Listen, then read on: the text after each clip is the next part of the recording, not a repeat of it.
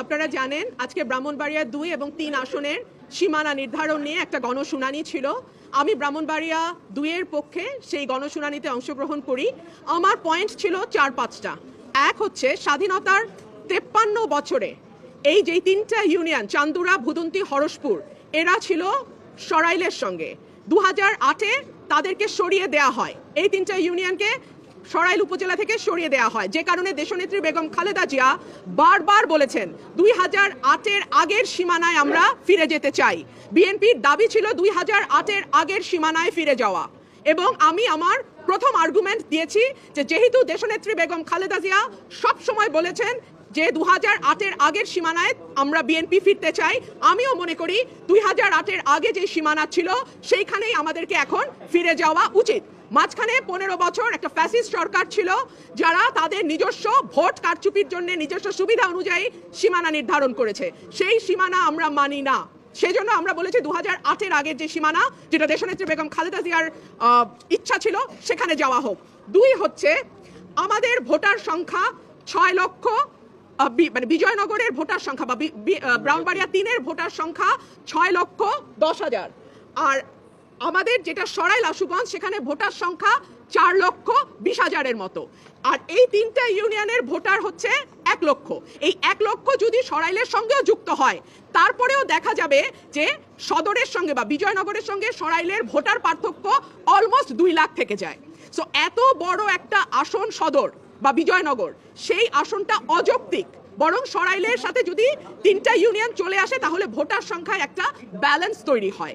3 হচ্ছে এই 3টা ইউনিয়নে যারা বাস করে, ভুদন্তি, চান্দুরা এবং হরসপুরে, তাদের জমি জমার বেশিরভাগ কাজ সরাইলের সঙ্গে থাকে। সো তাদের জমির রেজিস্ট্রি থেকে শুরু করে অন্যান্য যে দাপ্তরিক কাজ সেটা সরাইল ইউনিয়নে গিয়ে করতে হয়, সরাইল উপজেলায় গিয়ে করতে হয়। সে কারণে আমি বলেছি এই 3টা ইউনিয়নকে সরাইলের সঙ্গে যুক্ত করে দেওয়া হোক। আরেকটা কথা, 3টা ইউনিয়নের লোকজন যদি বিজয়নগরে যায় তাদের যাতায়াতের সময় লাগে অলমোস্ট 1.5 থেকে 2 ঘন্টা, আর যদি তারা সরাইলে আসে তাদের সময় লাগে 15 থেকে 20 মিনিট। তাহলে আপনারাই বলেন যে 3টা ইউনিয়ন বিজয়নগরে যেতে 1.5 ঘন্টা লাগে, আর যদি 10 মিনিট 15 মিনিটে তারা সরাইলে আসতে পারে, তাহলে তাদের কোথায় থাকা উচিত? সরাইলে থাকা উচিত নাকি বিজয়নগরে থাকা উচিত? এই প্রশ্নগুলোই আমি নির্বাচন কমিশনে তুলেছিলাম।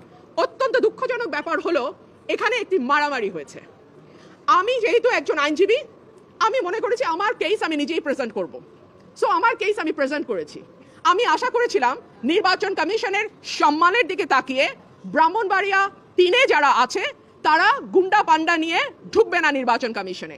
বাট আনফর্চুনেটলি আমি দেখলাম ব্রাহ্মণবাড়িয়া 3-এ যিনি প্রার্থী, তিনি তার সদল বলে 20-25 জন মিলে গুন্ডা পান্ডার মতন তারা সেখানে আচার আচরণ করলেন। অত্যন্ত দুঃখজনক, অত্যন্ত লজ্জাজনক, এবং আমি মনে করি এটা কমিশনের যে ভাবমূর্তি, যে গাম্ভীর্য এবং যে সম্মান, সেইটার সঙ্গে এটা যায় না। আমি আপনাদেরকে কিছু ছবি দেখাচ্ছি, তারা এলাকায় বিভিন্ন মানুষকে কিভাবে পিটিয়ে পিটিয়ে তারা স্বীকারোক্তি আদায় করেছে। So this is there nature.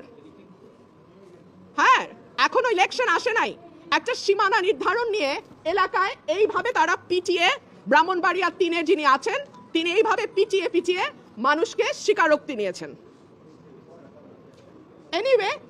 Anyway নির্বাচন কমিশনে আমরা প্রেজেন্ট করেছি। ভৌগোলিক দিক বিবেচনায়, জনসংখ্যা বিবেচনায় এবং সকল কিছুর বিবেচনায় আমি আশা করব নির্বাচন কমিশন যে সিদ্ধান্ত নিয়েছে সেটি সঠিক সিদ্ধান্ত, এবং সেই সিদ্ধান্তই নির্বাচন কমিশন বহাল রাখবে। যেহেতু ওদের 10 জন 12 জন মিলে কথা বলছে, সো আমি একজন কথা বলেছি, আর আমার পক্ষে একজন ডাক্তার উনি কথা বলেছেন। আমি কোনো গুন্ডা বদমাশের মেলা করি নাই, করতে চাইলে করতে পারতাম, গুন্ডা আনতে চাইলে গুন্ডা আনা যায়, অসুবিধা হয় না। আমি ভদ্রলোক নিয়ে এসেছি, ভদ্রলোক আসবেন কমিশনে, শুনানি করবেন, রায় হবে, যেটা রায় হয় হবে। কিন্তু তারা যেহেতু গুন্ডা পান্ডা নিয়ে এসছে এবং আবল তাবল বকছে, কথা বলেই যাচ্ছে, আমি লাস্টে একটা কথা বলার জন্য দাঁড়িয়েছি, এবং যেটা 15 বছরে হয় নাই সেটা আজকে হয়েছে। অলমোস্ট আমার গায়ে ধাক্কা দিয়ে আমাকে ফেলে দেওয়ার চেষ্টা হয়েছে।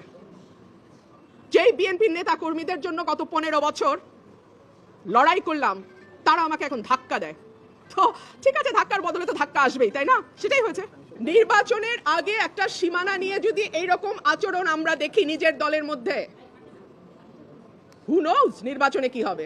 মুশকিল হচ্ছে উনি যেহেতু খুব পরিচিত কোনো মুখ নন, উনি এনসিপি থেকে এসেছেন না জামাত থেকে এসেছেন আমি জানি না, তবে উনি প্রথম, আমি জানি না যার কথা আপনি বলছেন, একজন আমাকে ধাক্কা দিয়েছেন, পাঞ্জাবি পরে, হ্যাঁ একজন ধাক্কা দিয়েছেন, তারপরে আমার লোক তো বসে থাকবেন, আমি তো একজন মহিলা, এবং পরে যখন আমার লোকজনকে মারধর করেছে আমার লোকজনও জবাব দিয়েছে।